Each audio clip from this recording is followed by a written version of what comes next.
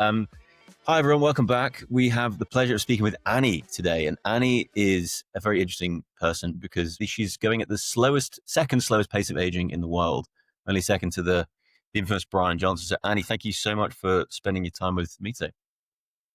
Hi, thank you so much for that introduction. That was lovely. Well, it's super cool. You appeared on this leaderboard called the Rejuvenation Olympics. So for anyone who isn't familiar, it measures your rate of aging, and you're coming second. So as soon as I saw this Annie N figure, I had to sort of track you down and get you on the podcast. So how did you even come about putting yourself on that list in the first place? So a lot of people have, this backstory of like, oh, I wanted to test myself because I had this um, core memory of being ill or having some factor that happened in their life that they needed to start testing or optimizing for their health. I've always had an underlying interest, or I guess an overarching interest in health in general. And I was listening to David Sinclair, and he was Okay. marketing health, and he was saying, "Oh, there's a way of measuring your pace of aging." And so that was my first introduction into testing, and it was honestly on impulse because there wasn't a lot of information on the longevity space at that time. I mean, it's still in its infancy, but there just wasn't as much as there is now and readily available. And so impulsively, I got that test. And from there, I thought, well, if this is a cheek swab, wouldn't a blood sample be more accurate? And then that's where I found the company Novos, which was selling the Dunedin Pace test via True Diagnostics. And so I tested on that and thought, oh, wow, that's really cool. And kind of just pushed it aside. Like, I think at the time it was like 0.6 something, the pace of aging. And then eventually the Rejuvenation Olympics came out, and I was like, all right, let's do this. Like, let's take the 3 tests and see what my average is and see what the lowest I can possibly get is. And so for a period of it's kind of between like 6 and 8 months, I just went hard. And yeah. And then I ended up being, number two on the Rejuvenation Olympics, and my lowest pace of aging was 0.46. Okay, that's super cool. So many questions. Just so everyone's on the same page, when you say zero point 0.6, could you just explain to someone who's never heard of the rejuvenation what that score in comparison actually means? So the way I was, telling other individuals is you're only aging like 60% of the year. And it's not exact. They're like, okay, so for the first 6 months, you're not aging. I'm like, no, that's not the case. It's just overall 60% of the year, you're just not aging the same pace as other peers. Yes. I mean, I always parrot and repeat on this podcast that everything's a rough approximation of reality, and that is a snapshot in time. At that point, it gives you a pace of what you're aging. So 0.4 you said was your best. So that means 4 months out of the year, you're technically aging at normal rate, and the other, you're good. Um, Yeah. if that's Yeah. correct. Okay, nice one. So a sort of happy accident, but also you went, you did prioritize and go hard, as you said, and changed a lot of protocols. What does going hard actually look like from when you wake up in the day and when you go to bed?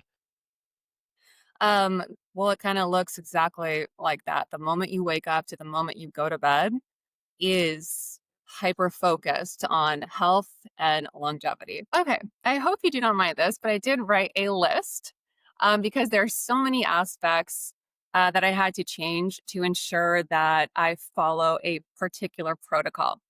And so, hope you don't mind this, but I'll wake up at 6 a.m. I have blackout shades, and then I'll look at my Aura ring to ensure that I had a proper sleep score that will tell me what I should be doing throughout the day, like whether I should sleep a little longer or, go to sleep earlier because I want to optimize my sleep score. And then I will hear my cats scratching at a door. I'll feed them, and then immediately I'll go into more of my protocol. And so I'll put on my sneakers and then have my supplementation. And there's a lot of supplementation that's involved in this. And at that time, that's when I'll break my fast. And I don't want to break my fast this early in the morning. However, I have a lot of fat soluble vitamins that I'm taking. And so I'll have a kind bar. It just has nuts in it. And so I'm able to digest that properly and absorb more of the nutrients. And then I will do 10,000 steps right in the morning, and I'll get my work done, go on the phone and deal with some, work things. And then from there, I will wash my face, shower for the day, get ready for work. I do have like a work from home hybrid slash going to the job site.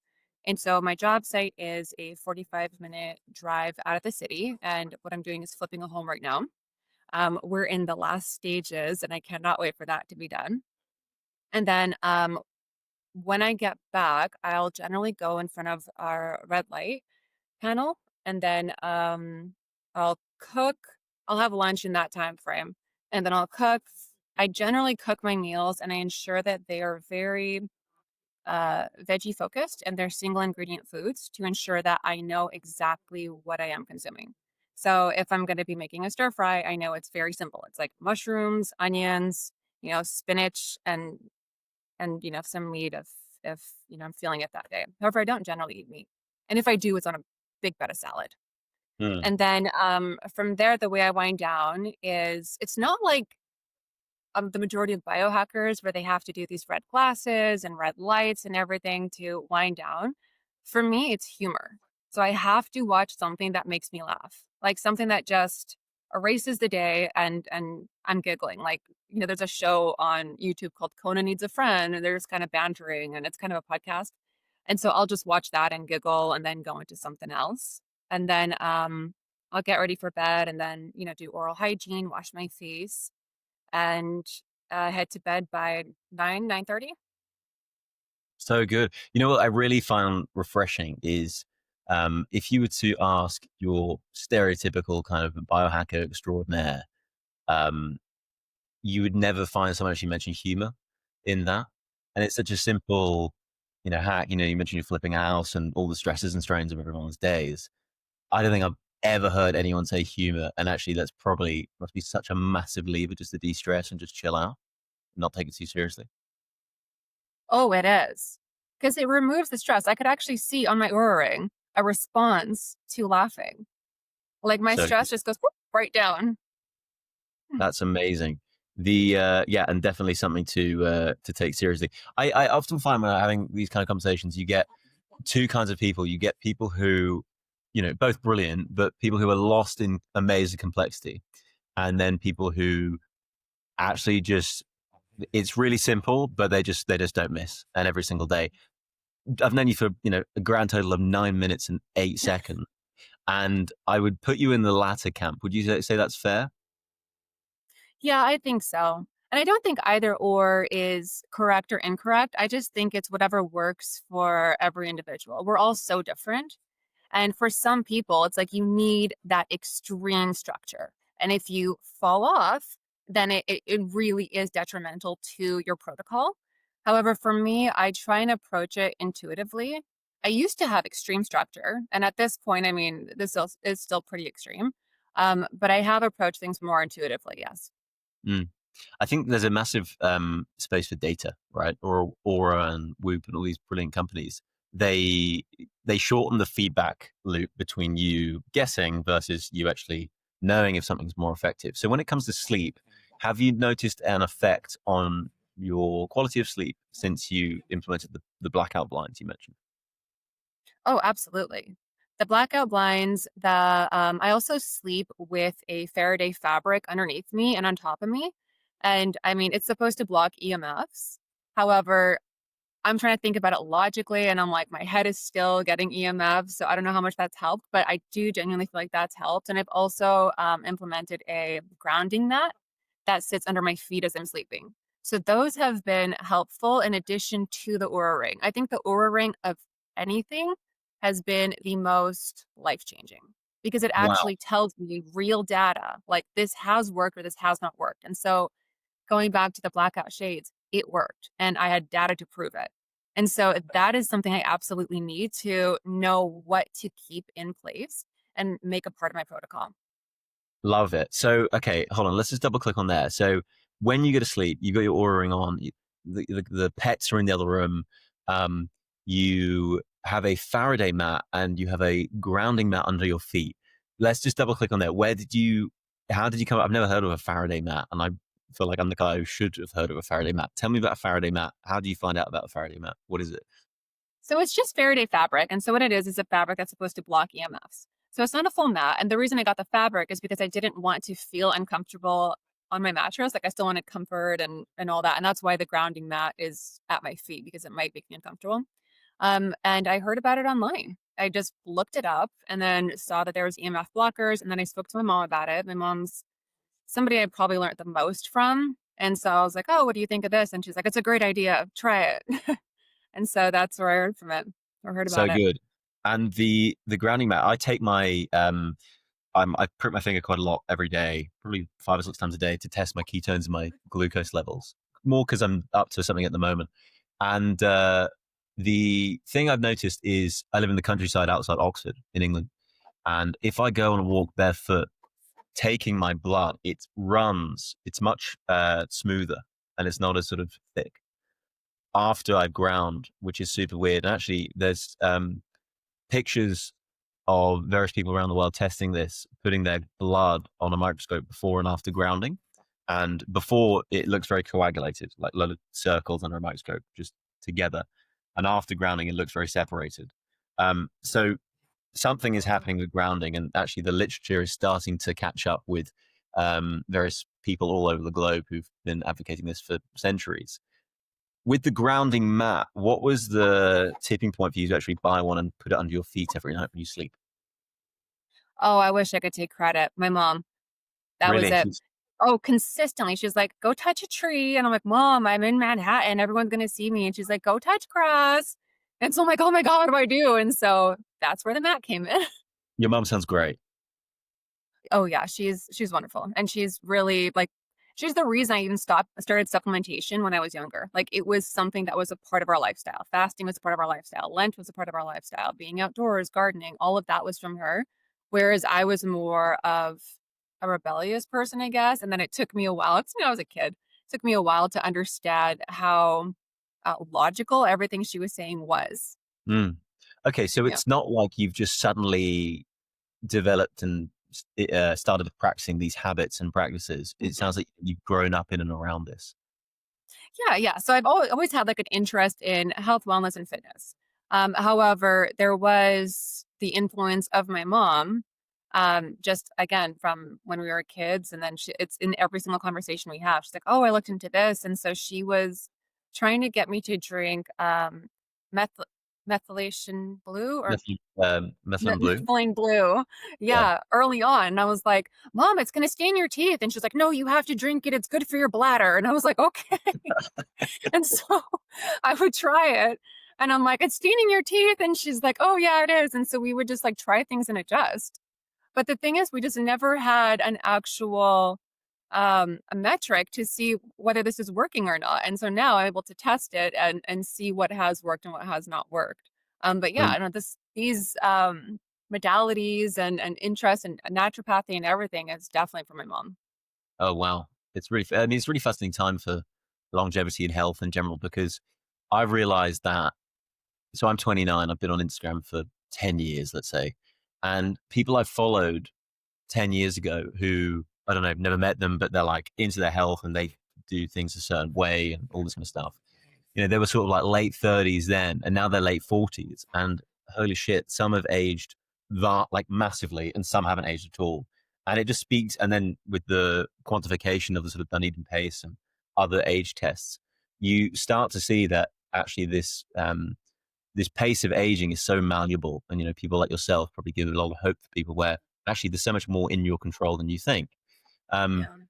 I mean, did you? It sounds like you've always had quite a growth mindset when it comes to your health and wellness. Like you've maybe from your mother, I guess, or That and maybe a little bit of masochism. I was trying things too, where I'm like, "This is not good for me, but I'm gonna do it anyway, and I'm gonna test on myself." And because there's nobody to look up to. You're right. Like a decade ago, I was like, "Who are we looking up to?" Like, and these people are testing things where you are correct. They were testing things and looked worse after. And so I'm yeah. like, that cannot be good for you. But then I would go and try it, and I realized myself, I'm like, "Oh, I did not like that, and that did not feel good." And it did And not help whatsoever. My cortisol was through the roof, you know what I mean? I And do. so then oh, sorry. No, no, sorry. I was just gonna. We're kindred spirits. In a way of this sort. You sound like you're sort of a bit of a human guinea pig. Yeah, I mean, we have to be, right? It's this space, unfortunately, we have to be. It's this space that's as advanced as it is, still in its infancy. There just hasn't been I enough do. capital. I think lately we've been adding additional capital and we've been shining a light on the space and there's been advances, but it's not been, uh, our sole focus. Mm. No, I agree, and I think there's a lot to be said for your own sort of self experimentation. I used to be somewhat of an athlete, and I used to try to boost my lung capacity by blowing out all the air into a balloon, taking a breath, filling up the balloon more, and then inhaling all the excess capacity of the balloon back into my lungs.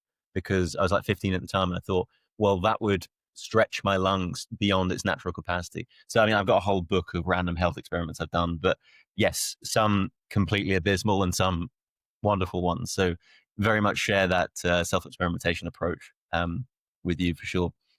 Oh, absolutely. You were saying you're an athlete. What did you do? Well, yeah. So, I mean, I used to play sort of a reasonable standard rugby in England and then Australia, but then stopped when Oh, I was about 20 because I thought actually I don't want to, I had my back done, I'd had my shoulder done, I had a big concussion. I was like, I want to go and try and make money and do health stuff. I don't really want to be a piece of meat for 10 years.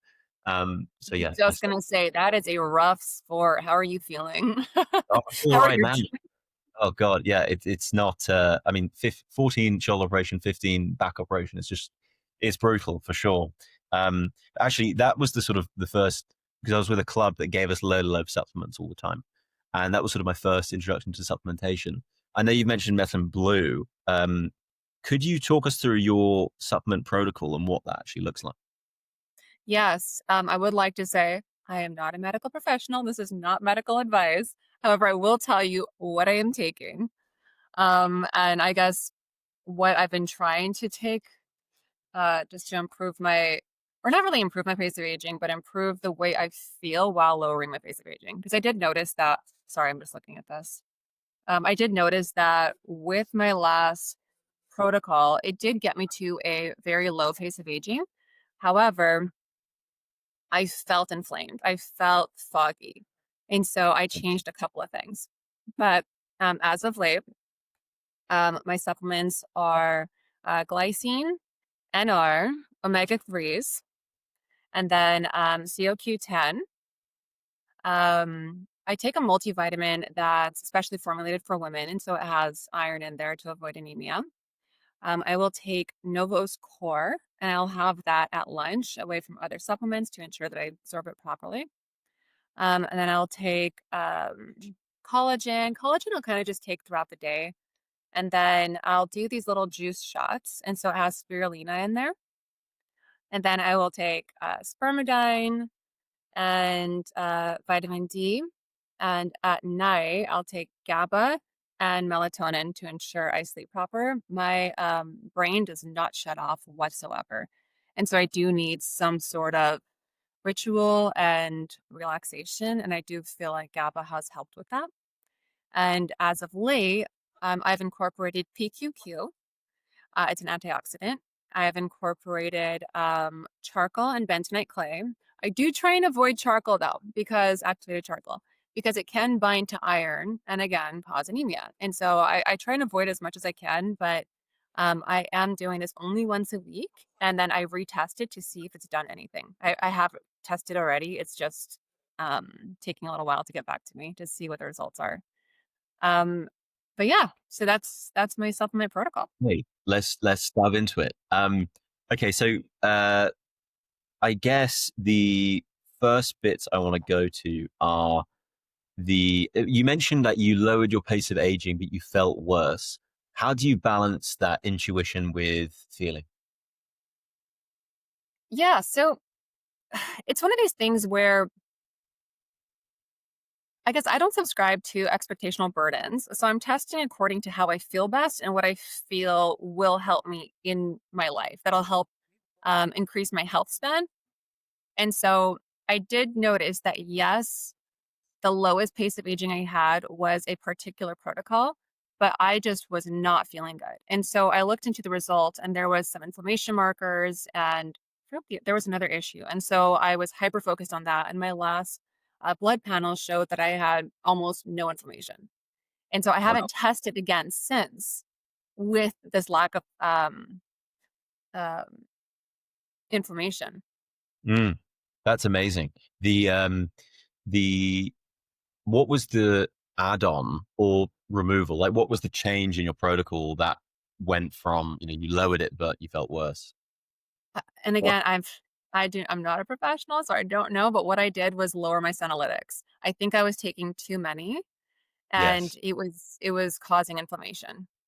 Huh. That's interesting. Yeah, it's funny. So, I mean, like you, I was inspired by David Sinclair. I read his book when it came out and went deep. I lived in Singapore at the time, and in Singapore, you can take a quick flight to Bali, and basically you can buy metformin over the counter. So Oh, yeah, so I thought, great, I'm 23, let's go on metformin. And I felt atrocious, like feeble of a man, like some sort of hibernation squirrel. And I thought, okay, maybe I've turned on the SIRT1 pathways or whatever, but I feel like crap. My strength's gone, all of it. So I sacked it off. And I feel like there is this balance between um, hunker down, rejuvenation, survive genes, analytics included in that versus sort of thriving and feeling great. Um, how do you think about that? Do you this, I guess, thriving versus actually just living a long time, or are you more focused on just health span? I'm more focused on health span. And I mean, maybe there is a time and place for metformin, but at your age, maybe that wasn't the right time. For me, it's not the right time either. Metformin, I don't subscribe to that. Hmm. But again, who knows? Maybe in 10 years I'll see it differently. But in terms of what I'd like, I'm not oblivious to the fact that we will pass. We will perish. There are people that will say things that are provocative and say, I'm never going to die. But I'm like, well, you already look older than you did 5 years ago. So there's a reality to this. And so I'm very logical in knowing that. I think the way I will immortalize myself is hopefully in the memories of people, and hopefully it's a positive memory. Um, but yeah, no, I would rather have a good last 20 years than a terrible last 20 years, but be on the earth longer. Yeah, no, I'm with you on that. I'm with you. And just on the inflammation piece, I think anecdotally, so I'm deep into sort of the ketone literature at the moment, and whether it be your own ketones and or exogenous ketones, in loads of blood work I've seen people when their ketones are elevated more often than not, one inflammation marker being C-reactive protein basically goes to zero. So I'm quite curious to put someone who, or to take someone who's deep into the sort of ketogenic lifestyle and get him to do one of these tests and to see how that actually translates. Have you experimented with exogenous ketones at all or thought about adding that into your stack? No, I have not. I mean, tell me, teach me, and Well, maybe I. I mean, I mean, we'll dive into your supplement, but the very brief thing is, I think I've come to the conclusion that ketones are essentially the fourth macronutrient. But yet, if you look at the definition of a hormone, they basically fit the definition of a hormone without being a hormone.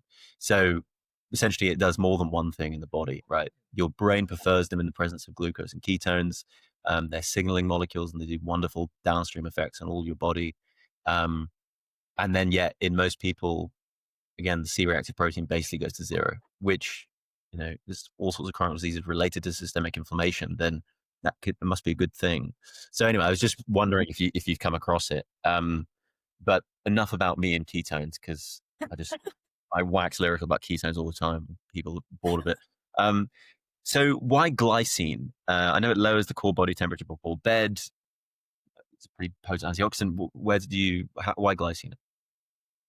So I read literature and heard other individuals talk about the fact that it might help with skin health. So you take glycine along with collagen, and then you go in front of the red light, Mm, and it's supposed to help with skin health. And interestingly enough, once I started, it was the Novos Core packet. I don't know exactly what it was. No, the Novos Core packet, glycine, collagen, and went in front of the red light. My Vizia skin age went down by about 7 years. holy shit, that's a lot. It was really like I was almost wondering if the machine was broken. Because I'm like, this doesn't even make sense. Because I do lasers, I do IPL and BPL, like broadband light, and get, some collagen building and collagen banking. And I've been doing that since, God, I was like 19. However, I've not seen such a drastic lowering of my age in an actual, scientific form until now. And so I was just like, I don't know what happened, but I'm definitely interested in trying to pinpoint exactly what it was. And so that's why I started glycine. And I am noticing that my skin is better. Okay, brilliant. We've teased out a sort of skin protocol. So it's glycine plus collagen plus a near infrared and red light on the face. Yeah. Perfect. And you did mention Novus Core. Um, how long have you been taking that? And I did speak to Julie Gibson Clark, who's wonderful, and she said actually that was a real big change for her as well. Her pace of aging dropped quite significantly after taking that. Was that pretty similar for you? Yeah. I felt like it moved the needle. I genuinely felt like it moved the needle because I was doing testing prior to my very strict protocol, and I didn't have Novus Core in that protocol. And once I Mm, added it, that's when I started testing and saw every test lower. And so I'm like, yeah, that was the big change. And I'm just assuming that it's this product. that's cool. That's really cool. Do any of the supplements you take, are any of them in liposomal form? Vitamin C. Okay, me Yeah. too. I take that in liposomal form. How about the spermidine? Is that in liposomal form? Yes. Is it? Oh, cool. So do you? I don't know if you guys, well, you Rejuvenation. I don't know if you're all in a WhatsApp group and share notes and all this kind of stuff. I don't know. Maybe in Imagine World you are. But I spoke to a guy called Daniel Lewis. You've probably seen him on the thing on the Yes. list, and he takes liposomal spermidine as well, um, and reasonable dose. What was the catalyst behind adding that in? Spermidine in general? Yeah. It's, so it's something that I saw on, I forgot whose protocol it was. And I read into it and saw that it was supposed to help with autophagy. And I thought, okay, I'm going to try this and see if, my cells start, acting differently and if I start feeling differently. And so I just kind of added it and kept it in. Love it. Love it. Okay. Well, I mean, it's a pretty comprehensive supplement stack, and we'll put it all in the show notes. Again, not medical advice, do your own research, which Annie always did a lovely disclaimer, which I need to clone and remind myself to do more of. Um, you mentioned that first thing is 10,000 steps. Um, how long have you been doing that? Thank God. Now I have to think back forever. I know that during the pandemic, so here's an interesting, I don't know, fact. During the pandemic, I was doing a lot of steps. I was working out like crazy and I was trying to get a specific physique and I was trying to work out harder than I ever have, right? We're at home, there's nothing else to do. And so I started all that. And then I took one of my first true diagnostics tests and my pace of aging was like 0.69. And so once I lowered the amount of steps I took and once I lowered the just workload in general, um, my pace of aging actually improved. And so Mm, I found that 10,000 steps was the sweet spot for me to not be going overboard. And it also allowed me to just work throughout the day, actually get through a work day where it's not taking all of my energy immediately first thing in the morning. And then I do. it will be between 10 and 17,000 steps by the end of the day. It's just the very first workout is 10,000 steps. And it's also low impact. I'm not like booking it, I'm not running or anything like that. I don't want to ruin my cartilage in my knees. I'm a tall person. And so I don't want to, just don't want to ruin that. No, it's sensible. I think there's a lot to be said for uh, super intense exercise at times. But then, I mean, you spoke about in the past of sort of we used to be my health experiments. There've been times in my life when I've been absolutely caning it in the gym, like nowhere near enough calories, and I'm 100% sure if I did a longevity test, my pace of aging would have been through the roof, just because you're just slamming cortisol through all the time. Um, and then I think if this whole game is health span and being around for as long as you can and feeling good, you want to make sure that's sustainable, right? So walking is very sustainable. I think a lot of guys, me included, feel like, oh, you're just going to walk. I'm not really doing it. I'm not exerting myself. But yeah, there's definitely something to be said for that for sure. Mhm. What other exercise do you do? Do you lift weights? Yeah, so I'll just do like normal bicep curls. I'll do planks, so like isometric exercises. I'll go through like all the, concentric and eccentric, and then I'll do the dynamic stretches and static stretches. So basically like everything that you're supposed to do, I'll do a little bit of squats.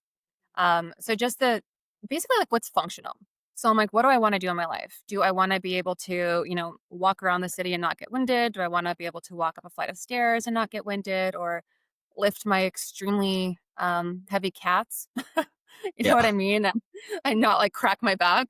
And so it's just a lot of exercises that are functional. I'll work my abs, yeah, I just want strength, but I don't wanna go for a very particular physique because as you were just saying, for men, they tend to push themselves harder. They want that Superman physique or superhero physique. However, I almost feel like that's a trap if you're looking into longevity, unless you can find the perfect balance to have that great physique and that longevity and everything, then please tell me. But I've just not been able to find that balance. And so I just go for low adipose tissue and all of the movements that will get me through my life. Yeah. No, that resonates. I think the uh, hardcore bodybuilding world where the diet to maximize growth factors is paired with it is is the antithesis of longevity.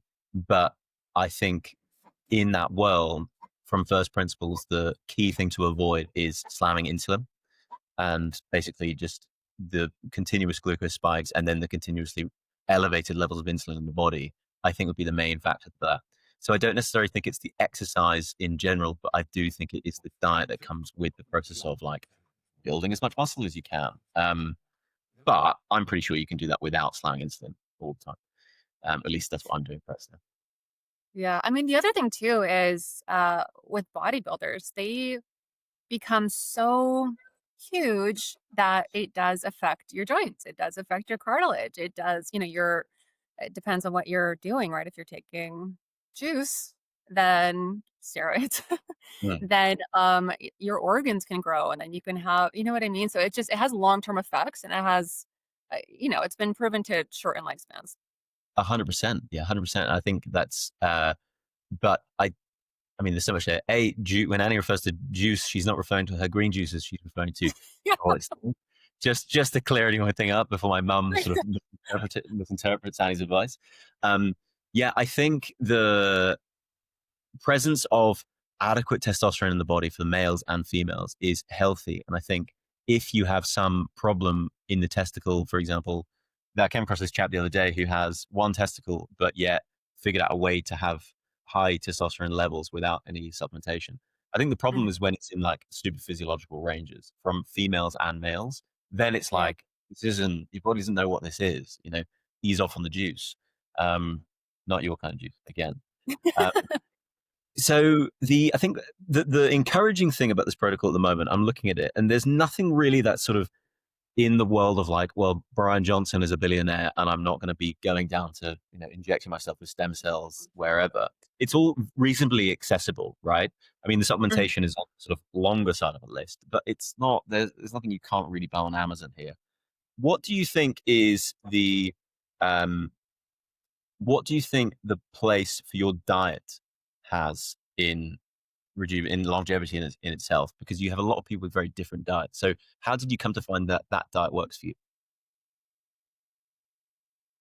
So there has been a push recently. I'd say recently, like maybe the last decade, for more individuals and even athletes to become vegetarian. So you'll even see Arnold Schwarzenegger used to make jokes like, "Oh, you fight like a vegetarian," but now he is a vegetarian because it is just better for you. You feel better. So I notice myself, I feel better. You have more micronutrients. You don't have this sluggishness. I'm not saying meat is this horrible thing, but at the same time, when you're overdoing it, you're taxing your body. And so I just noticed personally, my body's not feeling like it's taxed. And I also grew up where, like I said, we did Lent. And so we had a lot of these like 6 week periods where we're just eating greens. And Mm, so I just know for myself and from past experience and just from seeing what's happening, culturally that I feel better and yeah, it's good for you. The only thing I will say is there's not as many nutrients in produce as there used to be. And so that's why I do supplement in addition to. However, I do think the diet is extremely important. Like to have a very green and colorful diet is extremely important for longevity. Mm. It's funny. I believe strong opinions loosely held, and what I'm doing at the moment, I don't necessarily believe in, but I'm trying it. I had a conversation with a guy called Dr. Anthony Chafee about a month ago, and he basically made this compelling argument that all vegetables are trying to kill you, and uh, basically you should just eat beef and water and ghee and eggs. And I'm like, it's far fetched. I mean, I like a vegetable, really, I do. But I thought, okay, I'll give it a go. And then I want to give the other extreme a go. So currently, at the moment, for the last 2 weeks, I've basically eaten meat or beef, ghee, eggs, and black coffee, and that's basically it. Um, and it's interesting. I do feel really good, but I want to go the other way at some point, and then just try that. And I think the human body has two kidneys. You've got you know lung capacity and redundancy built into the system. And I think whatever you give your body, it can always try to make work. You just got to experiment and figure out what actually works for you, right? As you clearly have. Okay. Do you think there's a difference between males having more protein than females? Because everything that you just listed sound like a protein heavy diet, and I mean, if you're feeling better on it, then that's fantastic. But do you think that's the difference? I think. What do I think about protein? Um, I think I personally feel really good because I'm having more calories than I ever have. And I Okay. think I'm 96 kilos. And previously, if I just go about my day, basically I just drink a load of coffee in the morning, forget to eat, and I just don't get hungry. So I Oh, think my 20s, I've actually chronically under-eaten and eat like reasonable, like 3,000 calories. But when you actually look at my basal metabolic rate, I reckon it's way higher than meets the eye. So I think basically I attribute to why I feel good is I'm just eating more calories, and that's good um, for okay. feeling, you know, at my sort of Yeah, most like. that's something too that it's like I've heard other people say that they're like, "Oh, once I go vegetarian, once I go vegan, I don't know what to eat." And so they'll really drastically undereat because they're like, "Oh, do I chew on a carrot?"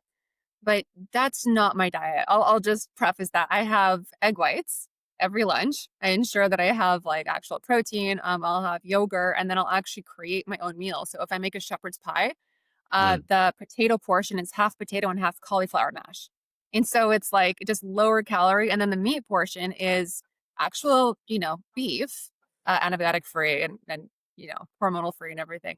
But then I'll add a bunch of mushrooms and a bunch of onions and I'll cut them down to a way where it feels like a similar texture to the meat.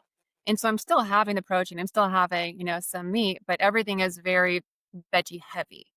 mm. And so it's not against me, but I've just tried to do creative ways to, integrate vegetables. No, it's good. It's good. And to be honest, I miss vegetables. I'm looking for when this ends. I look forward to having a big salad. Like that feels good. Um, but you got to try these things. And Yes. yeah, I do think there's a takeaway here as well. If people do experiment with diets, ensure when you're comparing them, you've got a reasonably similar calorific intake. Because if you Yeah. have 3,000 calories of X and then 1,000 calories of Y, like 1,000 calories of a day is not going to sustain you on a regular basis, right? So not ideal. Yeah. Yeah. Um, Oh, and that's something else I forgot to mention. I please, knew I please. would forget, even with the list. I don't drink alcohol, I no mean, drugs, no prescription, no recreational. I mean, I was about to go there. I was going to mention, you live in a big city, and there's a lot of temptation in said big city and things. So I was going to say, you don't, have you always not drunk? No. So I grew up in a community where drinking was very prevalent from a very young age. And by the age of 18, I had slowed down drastically. And by the age of, I'm going to say 24, I'd virtually stopped completely. It's just something that I'm like, I'm not interested in. I feel like I'm naturally drunk all the time. Oh, yeah, it's just Like great, I'm in a you know. different world all the time. So that's why I'm like, I just don't find I don't know, I'm not interested and I don't find that it's ever helped me. Yeah, yeah. No, I'm with you. I share a pretty. So I do drink a little bit, but I don't know, maybe a handful of times a year. And I just feel like I've got that T-shirt. I know what that looks like. It's good fun. I don't want it more. I'm okay, but each their own, right? The Yeah. um the thing in England, right? I'm English. We're awkward. We're repressed. We're a bit sort of don't want to ask the difficult questions, and we're taught never to ask a lady her age. But in the context of this conversation, I'd love to ask actually how old you are biologically. My God, I'm gonna clutch my pearls. How I dare know. you ask? Who is this guy? Yeah, such a provocative question. I know. I'm 34. I'm kidding. I'm 34. I'm not. Obviously, we're in the longevity space and we're testing and we're learning from one another. I'm expecting the question. Okay, nice one, nice one. Okay, 34. Wow, that's interesting. Because actually, when you speak to these people, often they, like yourself, look a lot younger than their biological age. So actually, I had no idea. I was like, I've got no idea, no reference point. Well, should I put Um, you on the spot and ask what you were going to guess? I probably would have said 27. All right, I'll take it. Yeah, I mean, I guess you'd be like, oh, I was pissed off. I thought you were going to say 25. Just Yeah, end. exactly. As soon as we're done here, I'm going to be so mad. Exactly. I am furious. Um, Annie, if you could have a billboard and which would say, you're paying per word on this billboard, right? So, you want to make sure you get big bang for your buck. If you could say one message to people related to health, what would it be? Back to the basics. Love that. Love that. I think this whole thing, it feels like it's actually quite simple, but it's not easy. Yeah, that's a good way of putting it because I was trying to explain this to people. They're like, "Oh, you got to number 2. What did you do?" And I was like, "Oh, it's super easy." And I kept saying that word, easy. And I'm like, "You just go to sleep on time, make sure it's good quality sleep, eat properly, lower your cortisol, don't stress out, don't stay up late, have a good diet and supplement." And they're like, "Oh, never mind." And they immediately are just like, "Oh, I can't do that." And so I think you're right. I think it's not easy, but it is like a simple formula. Yes. And there's this seductive pull to the new and novel.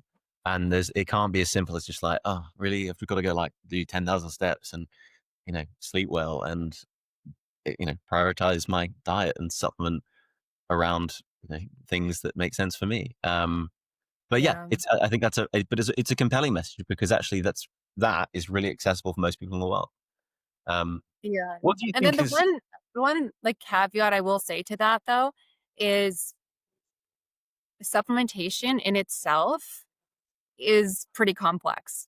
So we do have to get our blood work, we have to go into an office, speak to a medical professional, ensure that all of our markers are exactly where they are supposed to be in terms of, like, being an optimal range, and then you have to research supplementation, research what it does, and so that I just to be fair to everyone, that's something that's very complex, but everything else is basic. 100%. When it comes to books and resources, do you have any books you come back to a lot, or do you have any books that you recommend to people for who want to pull on this thread a bit more? Um, Not necessarily in terms of longevity. The things that I have read that have helped me in life are generally anything from James Clear. The aggregation of marginal gains, and I do feel like I use that a lot in terms of my protocol Mm, because it wasn't like I had this perfect protocol immediately. I had to slowly add another component. So I was like, "Oh, I slept well. That's wonderful. Now I'm going to work out more. Oh, I worked out more. That's wonderful. Now I'm going to do that." So it's the aggregation of marginal gains. So I think yes, that one helped me just as like an overarching theme. yes. Well, it's a perfect example of Atomic Habits is a wonderful book, right? The if anyone hasn't read it, as Annie just said, it's the sort of the aggregation of marginal gains, 1% improvement here, stack up to something non-linear over the year, right? And then so on and so forth, continually Yes. on. And I guess the title of this episode could be something like, uh, atomic longevity habits, right? Nothing of here is super, super difficult, but stats up over a day, compounded over year 2, 3, makes a massive difference. And Yeah. clear as clearly demonstrated by your testing, which is wicked. Yeah. Thank you. Yeah. Well, it's cool. I mean, I think people need proof that these things work to be able to trust it long enough to stick with it, right? Um, Mhm. what is next for you on your list? Actually, that assumes that there is next. Are you trying to just maintain, or are you continuously trying to like upgrade your your stack and protocol? So I never thought I would get the results that I got. And I literally just now opened a social media. Like I hadn't had social media in 6 years. And so I this is all very novel. So the next steps for me are very small. And what I'm trying to do is just learn from others in the space.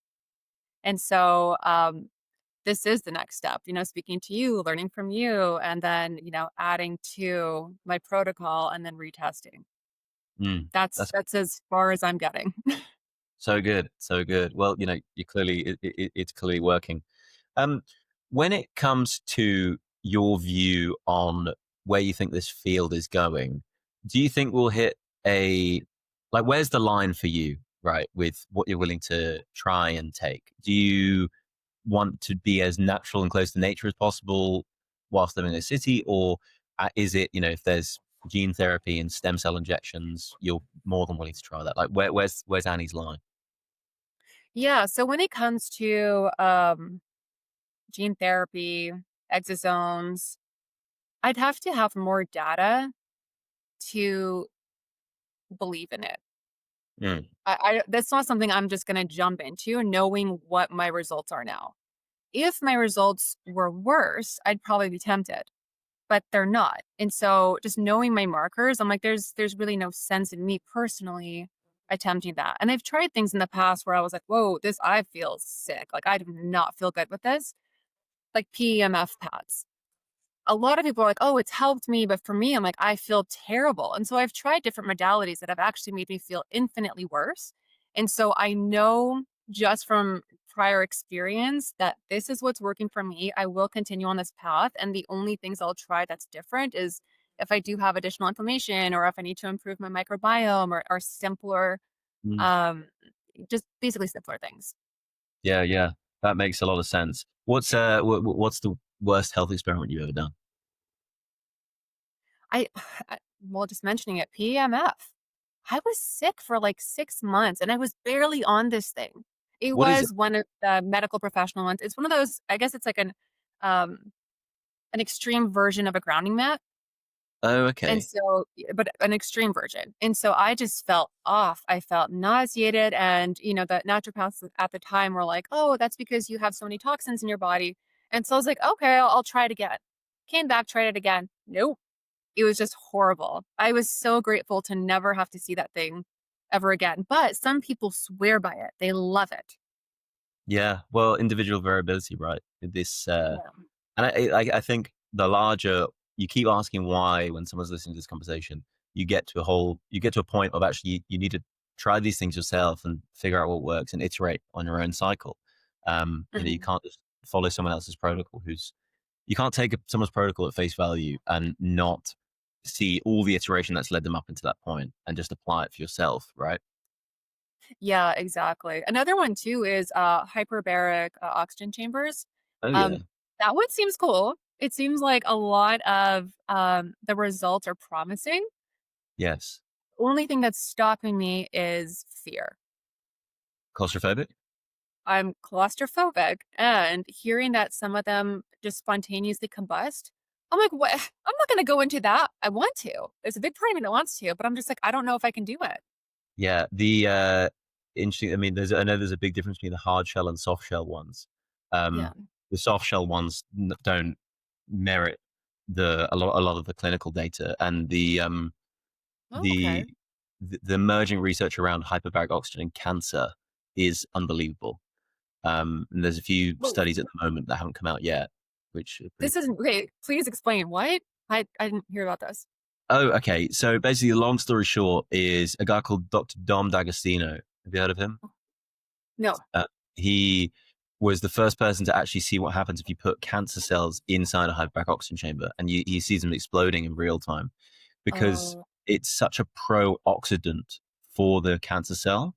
And so, if you can pre-stress a cancer cell by starving it of its available fuel source, be it the bioenergetics of cancer cell being glucose being number one and glutamine being number two, you make it susceptible for uh, a massive high dose of oxygen damage, where all your other cells are fine with it. but the cancer cell, because it's switched to an old fermentation pathway, being fermentation, as opposed to normal cells, it's unbelievably susceptible to it. It works the same way as high dose IV vitamin C. So Okay. that is a pro-oxidant at such a high dose if injected into a cancer cell, but it does the same thing essentially. Um, but yeah, my mum went through a cancer journey last summer, and we were I'm sorry. exploring. Oh, she's all good now, thank God. She got the all clear. Oh, But okay, stage thank God. four to all clear in 6 months. What? Yeah, it was a freak result, and we threw everything at it. I mean, everything, apart from hypobaric oxygen, actually. But we were trying to find a hard shell one in the area and stuff. Wow. Oh So my yeah, God, that's insane. You just kind of put me in shock there. Okay, wow. There's so many yeah, no, no, questions. Oh, it's all wow. good. I mean, so yeah, I mean, the whole cancer thing. I mean, this is a kind of time thread. The the rabbit hole of cancer as a metabolic disease, um, and when people go down that rabbit hole and come out cancer free, like my mum is healthier than ever because all she did was fixed her metabolism and in turn her systemic inflammation in her body. Her stem cell count would be elevated. Everything by fixing her cancer has actually led her to live a healthier life off the back of it. So I'm really Well, interested to see if a lot of the leading redox therapies, they call them, so heads you win, big tails you don't lose much, no downside cancer therapies, why they actually boost longevity. So I'm really interested in the hyperbaric oxygen piece as well. okay. Are you gonna test on yourself? Do you know what? I should. I mean, I should do Rejuvenation Olympics, the Dunedin test, and just see where I'm at, and we can share some notes, Annie. And You didn't take the test? I haven't, no, but I should. You absolutely should. Yes, Yeah, that would be so interesting. More data. let's do it. Let's do it. All right, I'll reach out to them today and see if I can nab one. Um, we'll share notes, but I mean, I've learned loads from you today, and looking forward to learning loads from you in the future for sure. That'd be really fun. Thank you. Yeah, I learned a lot from you too. And see, this is the Well, point. I'm like, I want to be speaking to other individuals and learning because there's a lot that I just would not even have explored.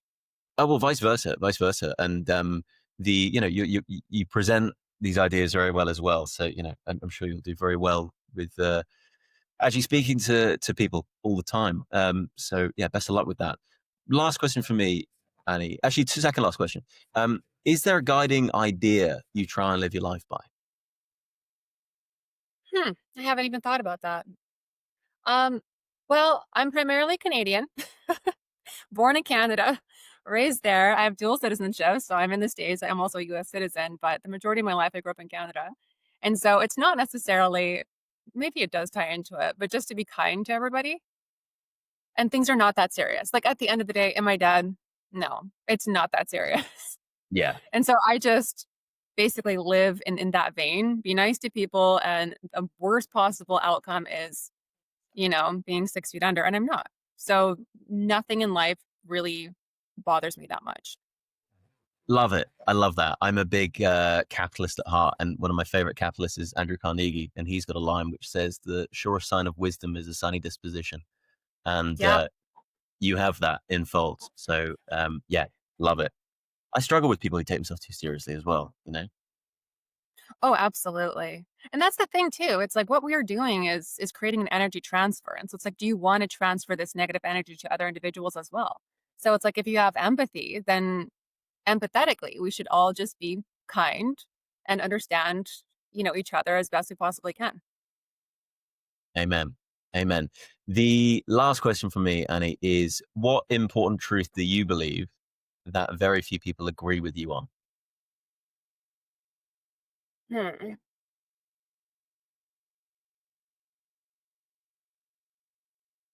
I don't know necessarily if individuals may not agree with me, but this does go back to what I had stated in the past that to l- extend your health span, you do have to go back to the basics. You don't need to go to these gadgets. There are certain things that people will push to try and sell. However, if we go back to the basics, and we sleep proper, we have a proper diet, proper supplementation, lower your cortisol, um, laugh often, then you will extend your health span, not just your lifespan, your health span. My favorite longevity advice I've ever received has come from this episode, which is actually just, watch something funny when you're winding down for your day. I think it's so everyone's here and you're like, actually, just that was hilarious. So I need to do more of that. And everything else, Annie, you've been brilliant today. And I really appreciate you taking the time, wasting your time with me. Um, where can we find you? Where can we keep up with your story? My handle is at Annie Nosh, and that is on Instagram. Wonderful. Well, you're a legend. Thanks, Annie. And if you've made it this far, we appreciate you, everyone. Thanks so much.